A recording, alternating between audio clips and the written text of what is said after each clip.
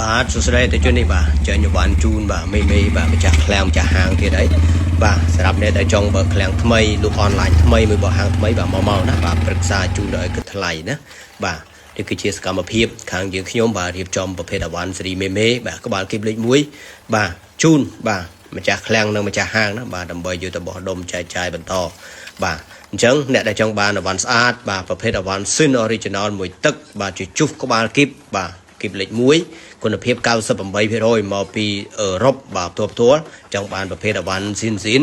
បាទទៅជុះក្បាលគីបបាទយកទៅដាក់ហាងឬមួយក៏ដាក់ឃ្លាំងបាទយកទៅបោះដុំចែកចាយបន្តបាទតាក់ទងបាទមកខាងឃ្លាំង26ប្រចាំរាជធានីភ្នំពេញតាមរយៈលេខទូរស័ព្ទបាទ060 23 4 Telegram នេះបាទយើងចេញជូនអតិថិជនរាល់ថ្ងៃអញ្ចឹងណាបាទហើយអ្នកដែលថ្មីបាទអាចមកប្រឹក្សាដល់គឺថ្លៃអាចប្រមើលសាច់អវ៉ាន់បាទអាចមកពិចារណាទៅតាមតម្លៃតាមកញ្ចប់បាទធនធានបងប្អូនដែលគាត់ចង់បានបាទអ្នកខ្លះមានទុនតិចបាទគាត់អាចកាត់តិចបានគាត់មានទុនច្រើនគាត់អាចកាត់មកទូពីទូបានណាបាទដើម្បីយកទៅចែកចាយបន្តបាទ